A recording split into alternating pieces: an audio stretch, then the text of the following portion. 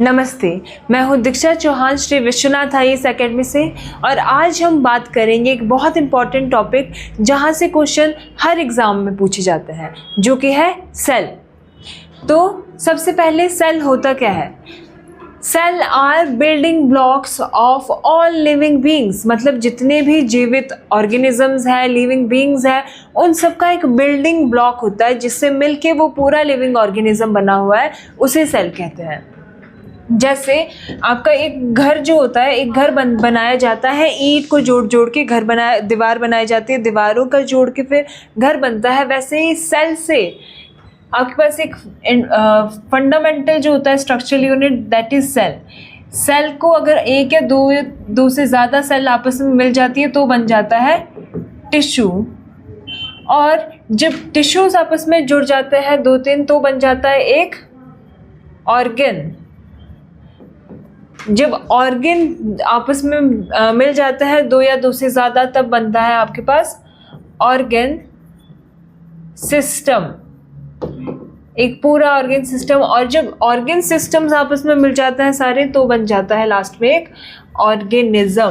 तो एक ऑर्गेनिज्म की जो बेसिक आपके पास में फंडामेंटल यूनिट है दैट इज सेल। तो सेल से मिलके टिश्यू, टिश्यू से जुड़ जुड़ के बनेगा एक ऑर्गन आपके पास, जैसे आपका हार्ट हो गया, जैसे आपका लीवर हो गया, स्टमक हो गया, ठीक है। ये सारे ऑर्गन जो है ये इससे टिश्यू से ही जुड़ के बने हुए हैं सब कुछ। फिर अगर 2 या 2 से ज़्यादा ऑर्गन आपस में जुड़ जाए तो ऑर्गन सिस्टम बन जाएगा। जैसे मान लो हमारा नोज़ और ट्रैकिया और लंग्स आपके आपस में जुड़ रही हैं तो एक रेस्पिरेटरी सिस्टम बन रहा है। अगर हमारा माउथ, एसोफेगस और स्टमक जुड़ रहा है, स्मॉल इंटेस्टाइन, ये सारे ऑर्गन अगर जुड़ जाएंगे तो डाइजेस्टिव सिस्टम बन जाएगा। तो इसी तरह से ऑर्गन सिस्टम बनते हैं, जैसे सर्कुलेटरी सिस्टम हो गया, जैसे रेस्पिरेटरी सिस्टम हो गया, जैसे नर्वस सिस्टम हो गया, डाइजेस्टिव सिस्टम हो गया, एक्सक्रीटरी सिस्टम हो गया। तो ये सारे सिस्टम ऑर्गन सिस्टम होता है जो 2 या 2 से ज़्यादा ऑर्गन से मिलकर बनते हैं। और उसके बाद जब ऑर्गन सिस्टम्स आपस में मिल के बनाते हैं एक पूरा का पूरा ऑर्गेनिज्म, ठीक है। तो सबका जो बेसिक बिल्डिंग ब्लॉक है दैट इज सेल, है ना। सब सेल जो है वो बिल्कुल बेसिक है जिससे आगे जुड़ जुड़ के सब कुछ बना हुआ है। तो जितने भी कॉम्प्लेक्स ऑर्गेनिज्म है उन सब का एक प्राइमरी स्ट्रक्चरल और फंक्शनल यूनिट, स्ट्रक्चर मतलब जो स्ट्रक्चर उनका बना रहा है, फंक्शनल मतलब जो अलग अलग फंक्शन करता है। आपको मालूम है हर एक सेल जो हमारी बॉडी में उनका कुछ ना कुछ फंक्शन है परफॉर्म करने के लिए, ना। तो वो सब कुछ कौन करता है? सेल करता है। तो सेल के बारे में कुछ इंपॉर्टेंट फैक्ट्स जो आपको मालूम होने चाहिए। सबसे पहले अगर क्वेश्चन आपको आए कि डिस्कवरी किसने करी सेल की, तो 1665 में की है रॉबर्ट हुक ने, है ना। पर कौन सी सेल की है? Dead cell. अगर फर्स्ट डिस्कवरी सेल की किसने की तो रॉबर्ट हुक बोलोगे 1665 में।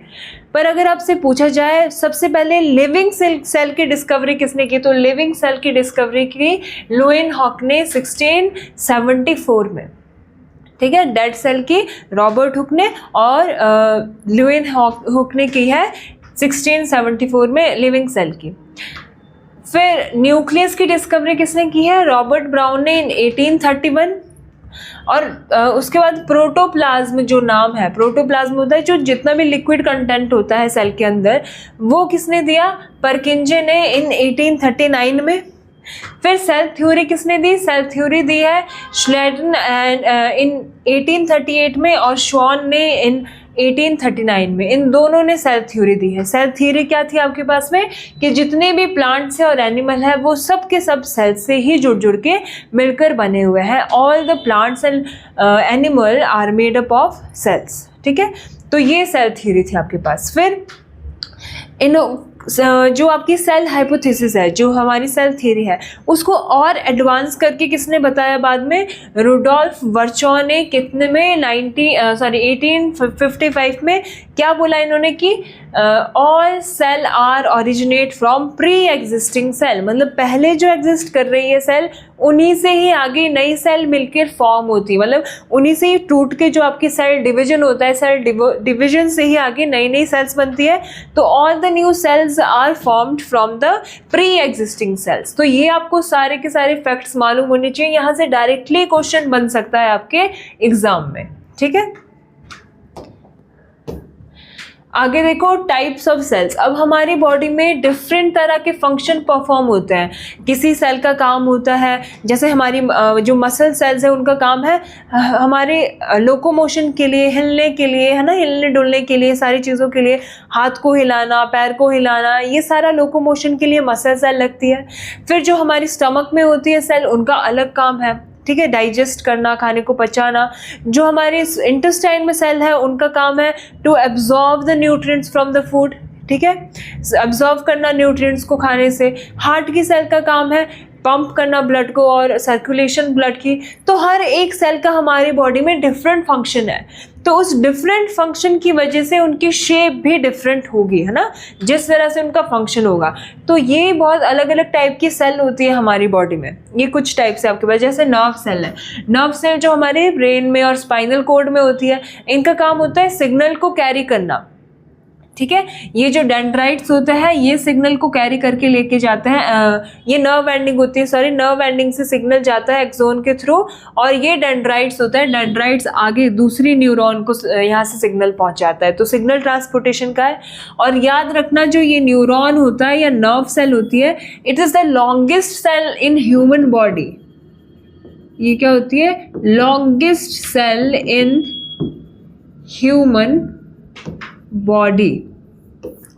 उसके बाद आती है आपकी ब्लड सेल्स। ये डिस्क लाइक स्ट्रक्चर होता है इनका ब्लड सेल्स का। उसके बाद बोन की सेल कुछ ऐसी दिखती है आपको, है ना। ओवम, जिसका काम होता है कि रिप्रोडक्शन में, है ना, ये विमेन में होता है, ये मेल में होता है। जो आपका गैमेट्स होता है, जो ये गैमेट सेल है, ठीक है, स्पर्म सेल होती है, और ये ओवम सेल होती है। वैसे स्मूथ मसल सेल्स जो होती है आपके पास में, ठीक है, वो ये ऐसे दिखती है, और फैट सेल्स कुछ ऐसे दिखती है। तो इन सारी सेल्स का देखो शेप और साइज अलग अलग होगा अकॉर्डिंग टू देयर फंक्शन की तरह, ठीक है, जैसा इनका फंक्शन होगा, जो इनको काम करना है उसके हिसाब से। नेक्स्ट देखो टाइप्स ऑफ सेल अगर हम देखें तो दो तरह की होती है मेनली, प्रोकैरियोटिक सेल्स और यूकैरियोटिक सेल्स, ठीक है। प्रोकैरियोटिक सेल्स कौन सी होती है, ये कैसी होती है, यहाँ आपको दिख रहा होगा डायग्राम में। ये कंपैरेटिवली छोटी होती है ना, वेरी माइन्यूट इन साइज। और यूकैरियोटिक जब आप देखोगे दूसरी तरफ, ये कैसी होती है, फेयरली लार्ज इन साइज, ये बड़ी होती है साइज में as compare to prokaryotic cell. इसमें क्या होता है, न्यूक्लियर रीजन, जो न्यूक्लियोइड होता है वो सराउंडेड बाय न्यूक्लियर मेम्ब्रेन। जो न्यूक्लियर रीजन है ये न्यूक्लियर मेम्ब्रेन से सराउंडेड होता है यहाँ पे।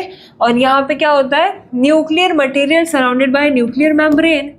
अब यहाँ पे न्यूक्लियर मटेरियल है आपके पास में, न्यूक्लियर मटेरियल है क्योंकि एक न्यूक्लियस यहाँ पे होती है, ठीक है। ये यहाँ पे न्यूक्लियर रीजन है, देखो यहाँ पे आपको दिख रहा है, यहाँ पे ये कैसा है, ऐसा ऐसा ऐसा कुछ है। मतलब यहाँ पे न्यूक्लियर रीजन जो होगा ना, न्यूक्लियस जहाँ पे होगा वो डिफाइंड नहीं है। यहाँ पे न्यूक्लियस यहाँ पे डिफाइंड नहीं है, कि यहाँ पे तो डिफाइंड होगा कि एक गोल है, पूरा डिफाइंड स्ट्रक्चर है कि ये वाला न्यूक्लियस है। पर यहाँ पे आपको नहीं दिख रहा होगा, ये आपको मालूम पड़ जाएगा कि यहाँ पे न्यूक्लियस कहीं नहीं दिख रहा, पर एक रीजन आपको दिखेगा। तो न्यूक्लियर रीजन यहाँ पे होगा, जो उसको हम बोलते हैं न्यूक्लियोइड, जो न्यूक्लियर रीजन होगा। और यहाँ पे न्यूक्लियस होता है, प्रॉपर शेप होती है, प्रॉपर तरीके से वो डिफाइंड स्ट्रक्चर होता है, ठीक है। यहाँ पे नहीं होता, यहाँ पे सिंगल क्रोमोसोम प्रेजेंट होता है इसके अंदर में, ठीक है। इसके अंदर में मोर देन वन क्रोमोसोम, एक से ज़्यादा क्रोमोसोम आता है यूकैरियोटिक सेल में। जो आपका इसमें क्या होता है, न्यूक्लियोलस जो होता है, जिसमें आरएनए जीन्स आपके रहते हैं, वो एब्सेंट होता है, पर इसमें न्यूक्लियोलस प्रेजेंट होता है, ठीक है। इसमें कोई भी सेल ऑर्गेनेली नहीं होते, इसमें कोई भी cell organelle, membrane bound cell organelle जो होता है वो एब्सेंट होता है यहाँ पे। और इसमें membrane bound cell organelle are present. यहाँ पे सारे सेल ऑर्गेनेली होते हैं, mitochondria, Golgi, apparatus, ribosome, lysosomes, है ना। हम सबको एक एक करके डिस्कस करेंगे, क्लोरोप्लास्ट वगैरह सब कुछ देखेंगे एक एक करके, ठीक है। तो इसमें सब कुछ होते हैं सेल ऑर्गेनेली, इसमें नहीं होता है। तो इसमें सेल डिवीजन होता है फिशन या बडिंग से। या तो ये फिशन करता है, फिशन मतलब डिवाइड हो जाता है ना, दो पार्ट्स में, दो या दो से ज़्यादा भी हो सकता है, मल्टीपल फिशन भी हो सकता है, बाइनरी फिशन भी हो सकता है, बाइनरी में दो में डिवाइड करेगा, मल्टीपल में बहुत सारों में डिवाइड करेगा। और बडिंग क्या होता है कि उसके ऊपर एक बड का जनरेशन हो जाएगा और वैसे ही बड से ये आगे आगे बन के मैच्योरेशन पे अलग हो जाएंगे वो सारे बड यहाँ से, ठीक है। तो ये होता है आपके पास में। फिर सेल डिवीजन इसमें कैसे होता है, इसमें होता है मिटोसिस या मायोसिस से, ठीक है। तो इसमें सेल डिवीजन होता है मिटोसिस या मायोसिस से, मतलब सेल जो है आपकी वो डिवाइड करेगी। मिटोसिस मायोसिस होता है रिप्रोडक्शन के दौरान में, और ये होता है जनरली ग्रोथ के लिए, है ना। तो ये सारी चीज़ें हम देखेंगे, अभी सब क्लियर हो जाएगा। तो इनके एग्जाम्पल देखो। प्रोकैरियोटिक किस में होता है, प्रोकैरियोटिक जो जिसमें न्यूक्लियस आपका डिफाइन नहीं होता, न्यूक्लियर रीजन देखो यहाँ पे दिखाया हुआ है, फिर से न्यूक्लियर रीजन यहाँ पे डिफाइन नहीं है, ठीक है। तो इसमें क्या होता है, डिस्पर्ट जेनेटिक मटेरियल जो होता है वो साइटोप्लाज्म में फैला हुआ होता है। अब क्रोमोसोम वैसे न्यूक्लियस के अंदर रहता है, पर यहाँ पे न्यूक्लियस ही नहीं है, तो जो आपका जेनेटिक मटेरियल है, क्रोमोसोम्स है, डीएनए, वो फैला हुआ है साइटोप्लाज्म के अंदर। यूकैरियोटिक सेल कौन सी होती है, जैसे प्लांट सेल हो गई, है ना, जैसे एनिमल सेल हो गई, जैसे प्रोटिस्ट सेल हो गई, जैसे फंगल हो गई, ये सारी की सारी यूकैरियोटिक होती है, ठीक है। और ये प्रोकैरियोटिक आपकी ऐसे दिखती है, ठीक है, जो बैक्टीरियल सेल भी होती है। फिर होता है कि ये जो यूकैरियोटिक सेल है आपकी, जो आपकी सेल होती है, ये बहुत सारे अलग अलग चीज़ों से मिलकर बनी रहती है। सेवरल जो आपके फंडामेंटल कंपोनेंट्स होंगे उससे ये मिलकर बनी रहेगी, है ना। जैसे सबसे पहले सेल मेम्ब्रेन, है ना, सेल मेम्ब्रेन उसमें होगी, न्यूक्लियस होगा, राइबोसोम्स होंगे, रफ एंडोप्लाज्मिक रेटिकुलम मतलब RER SCR दोनों होगा, स्मूथ एंडोप्लाज्मिक रेटिकुलम भी होगा, गोल्जाई होगा, माइटोकॉन्ड्रिया होगा, साइटोप्लास्ट होंगे, और लाइसोसोम्स होंगे, और सेंट्रॉइड होंगे, और माइक्रोट्यूबल होंगे। तो इन सब को हम एक एक करके डिस्कशन करेंगे। आपको मालूम होना चाहिए ये क्या फंक्शन होता है इसका, और ये होता कहाँ पे है ना, और क्या फंक्शन होता है इसका, तो ये आपको मालूम होना चाहिए इन सब के बारे में। तो एक एक करके देखो हम पढ़ेंगे। सबसे पहले हम पढ़ेंगे प्लाज्मा मेम्ब्रेन। तो प्लाज्मा मेम्ब्रेन क्या है, प्लाज्मा मेम्ब्रेन को सेल मेम्ब्रेन भी कहा जाता है, ठीक है। प्लाज्मा मेम्ब्रेन को सेल मेम्ब्रेन भी कहा जाता है, और ये आउटर मोस्ट मेम्ब्रेन होती है, सेल की आउटर मोस्ट लेयर होती है ये, जो साइटोप्लाज्म को मतलब जो अंदर जो मटेरियल है उसको ये सेपरेट करके रखती है बाहर वाली मटेरियल से, ठीक है। तो जो आपका ये होगा सेल मेम्ब्रेन होगी, आउटर मोस्ट लेयर होगी जो सेपरेट करेगी सेल के अंदर का कंटेंट को बाहर सराउंडिंग वाले कंटेंट से, ठीक है। ये किस चीज़ से मिलकर बनी होती है, made up of lipids and protein, है ना। याद रखना है, ऐसा भी क्वेश्चन बनता है कि सेल मेम्ब्रेन या प्लाज्मा मेम्ब्रेन बताओ किस चीज़ से मिलकर बनी हुई है, तो it is made up of lipids and proteins. ये मालूम पड़ गया होती क्या है, और इसका वो कहाँ है, काम क्या होता है, वो अब देखेंगे कि फंक्शन क्या है इसके सेल के अंदर में, है ना। अभी हमने देखा कि ये होती क्या है, तो ये आउटर मोस्ट लेयर होती है सेल की, जो कि सेल के कंटेंट को अंदर रखती है आउटर सरफेस से, आउटर मोस्ट उससे मतलब एनवायरनमेंट से सेपरेट करके रखती है, सराउंडिंग से सेपरेट करके रखती है कंटेंट को, और ये किससे बनी रहती है, लिपिड और प्रोटीन से मिलकर बनी रहती है। फंक्शन क्या होंगे इसके, flexibility also allow the cell. अब जो ये, क्योंकि ये क्या बोला कि प्रोटीन और लिपिड से बन के बनी रहती है और फ्लेक्सिबल होती है, तो फ्लेक्सिबल होती है जिसकी वजह से ये क्या कर सकती है, खाने को अंदर आने दे सकती है, और जो चीज़ अंदर है उसको बाहर भी तो भेज सकती है, ठीक है। तो मटेरियल का जो इन और आउट होता है ना, एंट्री और एग्जिट होता है, वो इसकी परमिशन से होता है ना। जो ये आउटर मोस्ट लेयर होती है, ऐसा ये सेल है मान लो, इसकी आउटर मोस्ट लेयर होगी ये वाली, तो ये अलाउ करेगी अगर किसी मटेरियल को अंदर आना है या अंदर से किसी चीज़ को बाहर जाना है, तो ये सेमी परमिएबल होती है। ये ध्यान रखना, सेमी परमिएबल मतलब सिलेक्टिवली परमिएबल, मतलब इसकी मर्जी, ये इसको जाने दे सकती है बाहर, या किसी को अंदर आने दे सकती है, किसी को ये मना भी करती है, अंदर नहीं आने देती है, रोकती है उसको अंदर आने से। तो इसीलिए ये क्या करती है, allow some substance to pass into in and out of the cell, और ये क्या करती है, some other material from the moving, किसी को ये इनहेबिट भी करती है, किसी को रोकती है, किसी को आने देती है। तो इसीलिए इसको हम क्या बोलते हैं, सिलेक्टिवली परमिएबल मेम्ब्रेन भी बोलते हैं, ठीक है। ठीक है, तो इसका फंक्शन क्या है आगे समझ में। सिलेक्टिवली परमेबल मेम्ब्रेन का क्या होता है कि ये मटेरियल के एंट्री और एग्जिट को रेगुलेट करती है, और ये किसी किसी को अलाउ करती है, किसी किसी को इनहेबिट करती है। मतलब ये सिलेक्टिवली परमेबल है, ये सबको आने जाने नहीं देती अपने थ्रू। ठीक है, अब जो आने जाने की प्रोसेस जो होगी सेल के अंदर या सेल के बाहर से अंदर या अंदर से बाहर जो भी होगा, ये सब दो फिनोमिनन यहाँ पे होता है, डिफ्यूजन होता है और ऑस्मोसिस होता है। ठीक है, ये वाली दो प्रोसेसेस यहाँ पे होती है सेमी परमेबल मेम्ब्रेन के थ्रू। तो इनको ध्यान से अच्छे से देखेंगे, डिफ्यूजन और ऑस्मोसिस होता क्या है। तो देखो, सबसे पहले डिफ्यूजन क्या होता है, process of movement of molecules from region of higher concentration to lower concentration.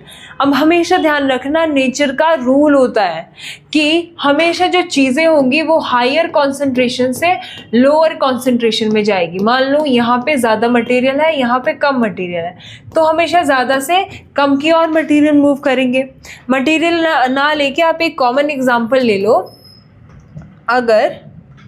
अगर दो आपके पास में टैंकियां हैं, एक टैंकी में ज़्यादा पानी है और ये कनेक्टेड है एक पाइप से, और इसमें कम पानी है, तो यहाँ से यहाँ ही पानी फ्लो होगा ना, हायर कॉन्सेंट्रेशन से लोअर कॉन्सेंट्रेशन, मतलब हाई से लो की तरफ आएगा। कब तक? जब तक दोनों बराबर ना भर जाए, जब तक दोनों इक्वल लेवल पे ना आ जाए, तब तक पानी फ्लो करता रहेगा हाई से लो की तरफ। तो नेचर का रूल है कि हमेशा चीज़ें हाई से लो की ओर ही फ्लो करती है।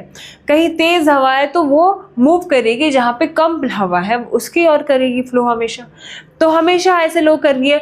अगर कोई चीज़ हाई से लो जा रही है तो स्पॉन्टेनियस प्रोसेस है। स्पॉन्टेनियस मतलब खुद होने वाली। तो दो तरह की ये प्रोसेस होती है। एक होता है ये जो मूवमेंट होता है ना, दो तरह का होता है। एक होता है एक्टिव मूवमेंट और एक होता है पैसिव मूवमेंट। एक्टिव मूवमेंट जो होता है वो क्या होता है, जो स्पॉन्टेनियस खुद ब खुद हाई से लो की ओर जा रहा है, तो इसमें हमेशा हाई टू लो चीज़ें मूव करती है। और पैसिव में आप बाहर से फोर्स लगाओगे, क्योंकि इसमें क्या होता है, लो से हाई जाती है चीज़ें, और लो से हाई कभी चीज़ें जा सकती है क्या? खुद से तो नहीं जा सकती। आपको अब मान लो वही पानी वाला एग्जांपल ले लेते हैं। मान लो एक जगह पे लेवल कम है, पानी का लेवल कम है, और एक जगह पे लेवल हाई है, तो लो से अगर हाई में पानी जाएगा तो खुद तो नहीं जाएगा, आपको यहाँ से कुछ पंप लगाना पड़ेगा या कुछ एक्सटर्नल फोर्स लगानी पड़ेगी, मतलब लो से हाई भेजने में। तो वो पैसिव मूवमेंट में आ जाता है। तो पैसिव मूवमेंट होता है लो टू हाई, एक्टिव मूवमेंट होता है हाई टू लो। ठीक है, याद रखना ये चीज़। तो दो तरह के मूवमेंट होते हैं। तो ये जो है ना डिफ्यूजन और ऑस्मोसिस है, ये दोनों के दोनों एक्टिव मूवमेंट है, क्योंकि दोनों में हाई टू लो ही चीज़ें मूव कर रही है। दोनों एक्टिव, ये स्पॉन्टेनियस होने वाले हैं, है ना, हाई टू लो मूव कर रही है। एक पर आपने सुना होगा आरओ, एक्वा आरओ होता है ना, पानी पीते हो जिससे फिल्टर होता है आरओ। इसमें रिवर्स ऑस्मोसिस होती है, ऑस्मोसिस नहीं होती। ऑस्मोसिस में तो हाई टू लो ही जाता है, इसमें रिवर्स ऑस्मोसिस होती है, तभी आरओ बोलता है। रिवर्स ऑस्मोसिस में लो टू हाई मूव करता है ना, low concentration to high concentration move करता है। और पैसिव होता है ये वाला फिनोमिना, और यहाँ पे जो हम डिस्कस करेंगे ऑस्मोसिस, वो होता है एक्टिव फिनोमिना, मतलब हाई टू लो मूव करेगा। ठीक है, अब इसमें क्या हो रहा है, डिफ्यूजन में देखो, डिफ्यूजन में हाई कॉन्सेंट्रेशन से लो कॉन्सेंट्रेशन में मूव कर रहा है, इसमें भी हाई से लो मूव कर रहा है।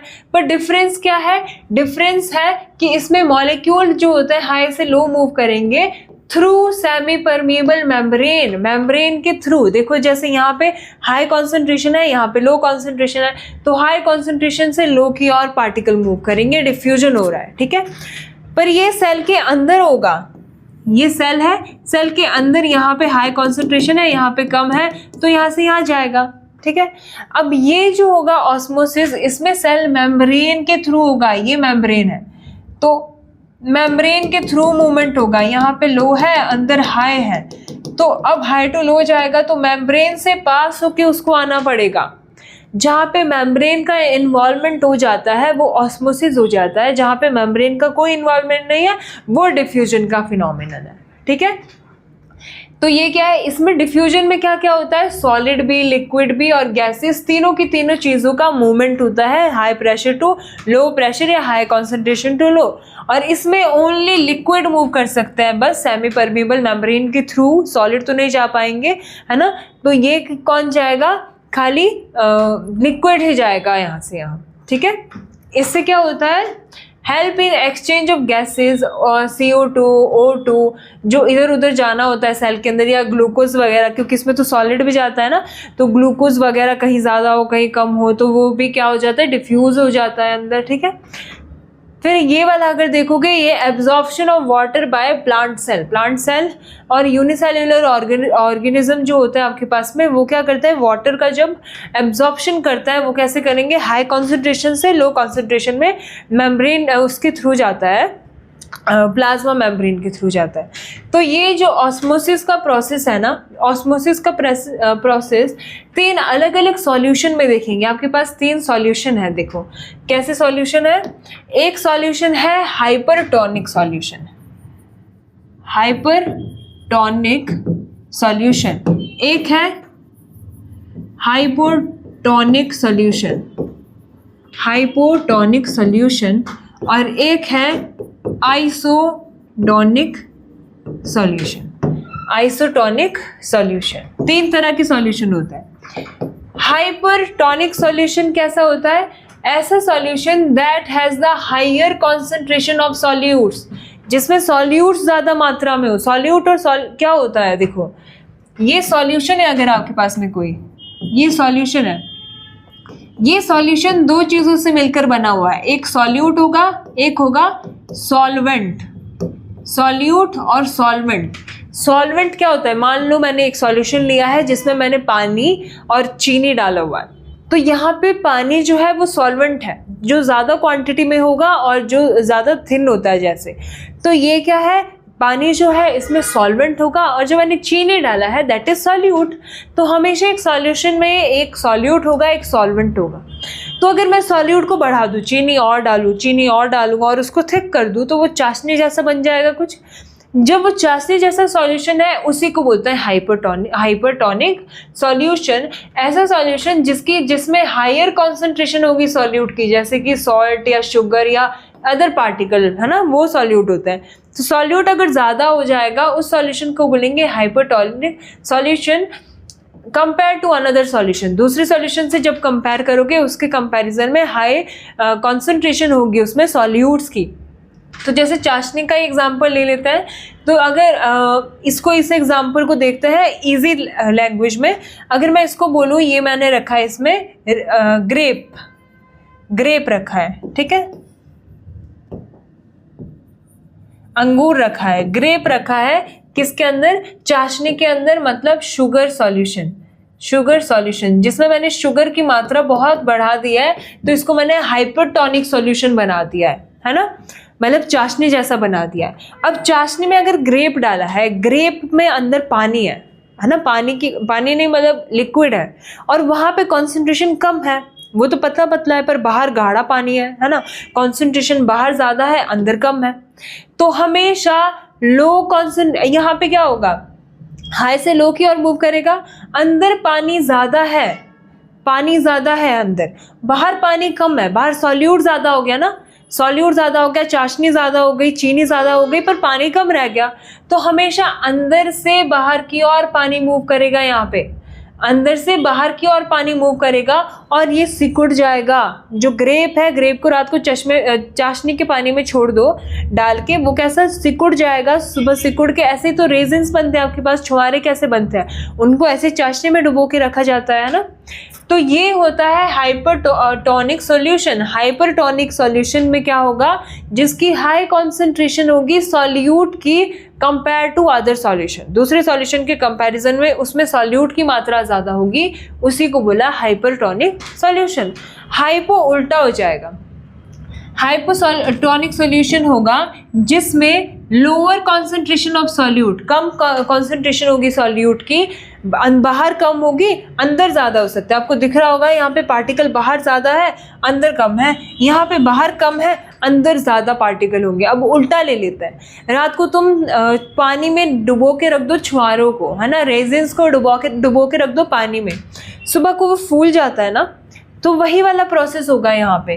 अब बाहर पानी ज़्यादा है, यहाँ पे वाटर की कॉन्सेंट्रेशन ज़्यादा है, और अंदर जो है, अंदर तो सिकुड़, जो छुआरा होता है वो सिकुड़ा हुआ कैसा होता है, तो अंदर उसमें जो पानी है वो कम है, बाहर ज़्यादा है और अंदर पानी कम है। अब पानी जहाँ पे हाई है, बाहर हाई है, तो बाहर से अंदर की और मूवमेंट होगा पानी का, है ना, ये ऑस्मोसिस हो रहा है ना, मेम्ब्रेन, परमेबल मेम्ब्रेन के थ्रू इधर उधर जा रहा है, तो ऑस्मोसिस हो रहा है, तो जहाँ पे ज़्यादा पानी है वहाँ से कम पानी तक ये क्या होगा, मूवमेंट होगा पानी का, और मूवमेंट होगा जिसकी वजह से ये फूल जाएगा।